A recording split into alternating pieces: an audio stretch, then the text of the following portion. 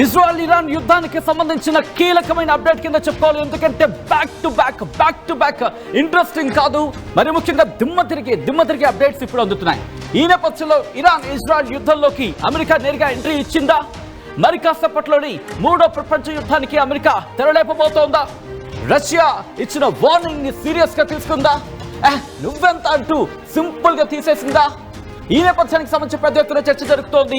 దీనికి సంబంధించిన big breaking news ముందుకు వచ్చేసింది RTV. Here it is on the screens of RTV. దానికి సంబంధించిన బిగ్ బ్రేకింగ్ న్యూస్ చూస్తున్నారు. ఇజ్రాయెల్ ఇరాన్ యుద్ధంలోకి అమెరికా ఎంటర్ ఇచ్చిందా?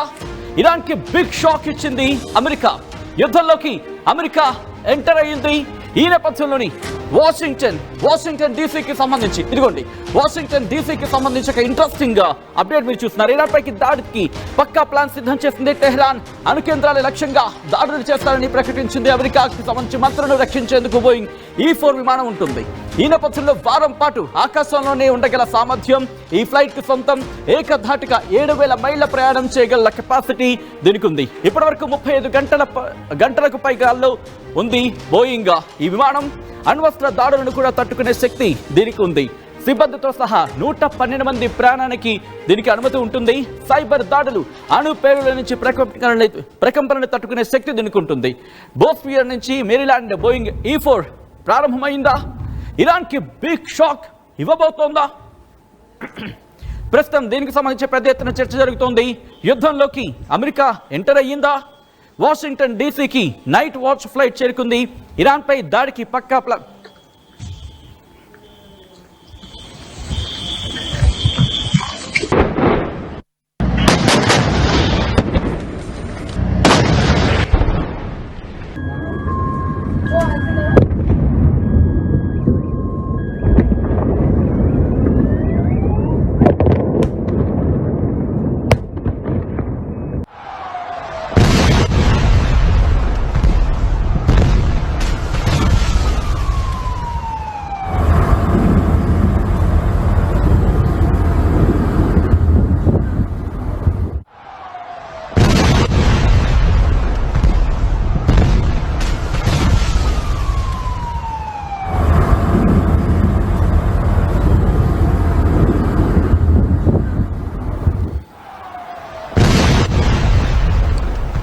ఇరాన్కి బిగ్ షాక్ ఇచ్చింది అమెరికా. యుద్ధంలోకి అమెరికా ఎంటర్ అయింది. వాషింగ్టన్ డీసీకి నైట్ వాచ్ ఫ్లైట్ చేరుకుంది. వాషింగ్టన్ డీసీకి సంబంధించి నైట్ వాచ్ ఫ్లైట్ ఇప్పుడు ఎంటర్ అయింది. ఇరాన్పై దాడికి పక్కా ప్లాన్తో సిద్ధమైందా? టెహ్రాన్ అణుకేంద్రాల లక్ష్యంగా దాడులు చేస్తారనే ప్రచారం జోరందుకుంది. అమెరికా మంత్రులను రక్షించేందుకు బోయింగ్ E-4 విమానం సిద్ధమైంది. వారం పాటు ఆకాశంలోనే ఉండగల సామర్థ్యం ఈ ఫ్లైట్ సొంతం. ఏకధాటిగా 7,000 మైళ్ళ ప్రయాణం చేయగల కెపాసిటీ దీనికి ఉంది. ఇప్పటి వరకు 35 గంటలకు పైగా గాల్లోనే ఉంది బోయింగ్ E-4 విమానం. అణ్వస్త్ర దాడులను కూడా తట్టుకునే శక్తి ఈ ఫ్లయింగ్ ఫ్లైట్ సొంతం. సిబ్బందితో సహా 112 మంది ప్రయాణానికి అనుమతి ఉంది. సైబర్ దాడులు, అణుపేలుల ప్రకంపనలు తట్టుకోగల శక్తి ఉంది. ఫ్లయింగ్ ఫ్లైట్ సొంతం దీనికి. ఇన్ఫాక్ట్ చెప్పాలంటే బోస్పియర్ నుంచి మేరీలాండ్కి బోయింగ్ E-4 విమానానికి సంబంధించి మీరు చూడొచ్చు. ఇదే ఆ విమానం. ఈ విమానం మీరు చూడొచ్చు. ప్రస్తుతం ఈ భారీ విమానం ఇప్పుడు ఇజ్రాయెల్కు చేరుకోబోతోందా అంటే అవుననే మాట వినిపిస్తోంది. ఈ భారీ విమానం చేరుకున్న తర్వాత పరిణామాలు మారే అవకాశం ఉంటుంది. మరి ముఖ్యంగా అమెరికా ఇప్పుడు ఎంటర్ కాబోతోందా? దీనికి సంబంధించి పెద్ద ఎత్తున చర్చ జరుగుతోంది. మరీ ముఖ్యంగా గత కొద్ది రోజులుగా అమెరికా ఎంటర్ అవ్వచ్చు, అమెరికా ఎంటర్ అయిపోతుందనే చర్చ జోరందుకున్న నేపథ్యంలో ప్రస్తుతం జరుగుతున్న పరిణామాలు బట్టి చూస్తూ ఉంటే ఇదే మాట వినిపిస్తోంది. సో ఈ నేపథ్యంలోనే ఇప్పుడు ఈ విమానం ల్యాండ్ అయినట్టుగా తెలుస్తోంది. దానికి సంబంధించిన బ్రేకింగ్ న్యూస్ చూస్తున్నారు.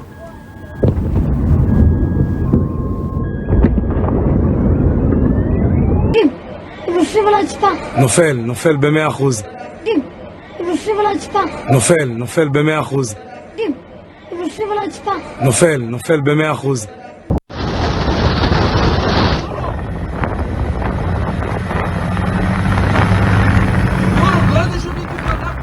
ఇరాన్కు బిగ్ షాక్ ఇచ్చింది అమెరికా. ఇన్ఫాక్ట్ యుద్ధంలోకి ఎంటర్ అయ్యిందా అంటే అవునైన మాట వినిపిస్తోంది. వాషింగ్టన్ డీసీకి నైట్ వాచ్ ఫ్లైట్ అంశానికి సంబంధించి ఇప్పుడు పెద్ద ఎత్తున చర్చ జరుగుతోంది. ఇరాన్పై దాడికి పక్కా ప్లాన్తో సిద్ధమైందా అంటే అవునన్న మాట వినిపిస్తోంది. టెహరాన్ అణు కేంద్రాలే లక్ష్యంగా దాడులు చేశారనే ప్రచారం జరుగుతుంది. అమెరికా మంత్రులను రక్షించేందుకు బోయింగ్ E-4 సిద్ధమైంది. వారం పాటు ఆకాశంలోనే ఉండగల సామర్థ్యం దీని సొంతం. ఈ నేపథ్యంలోని ఇప్పటికే 7,000 మైళ్ళ ప్రయాణం చేయగల కెపాసిటీని సొంతం చేసుకుంది. దీంతో 35 గంటల పాటు గాల్లోనే ఉండగల కెపాసిటీ దీనికి ఉందంటే అర్థం చేసుకోవచ్చు. ఇప్పుడు ఈ భారీ యుద్ధ విమానం, ఇన్ఫాక్ట్ యుద్ధ విమానం కాదు ఇది భారీ విమానం. ఇప్పుడు ఇది కనుక ఒక విధంగా చెప్పాలంటే యుద్ధ విమానం అన్నా పెద్ద తప్పు లేదేమో. ఎందుకంటే ఇటు అణుబాంబులను కూడా తట్టుకొని నిలబడగల సామర్థ్యం ఉన్న ఈ విమానం కనుక దిగింది అనుకుందాం, సో ఆటోమేటిక్గా యుద్ధంలో దిగినట్టేగా. అంటే అక్కడ సైన్యాధ్యక్షుడికి సంబంధించి కావచ్చు, లేకపోతే మరి ముఖ్యంగా కీలకమైన వ్యక్తులకు సంబంధించి ట్రావెల్ చేసే సందర్భంలో వీటిని ఉపయోగించడం జరుగుతూ ఉంటుంది.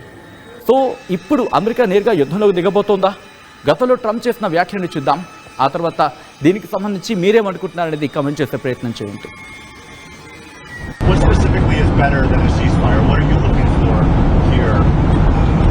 An end, a real end, not a ceasefire. An end. So something that would be permanent.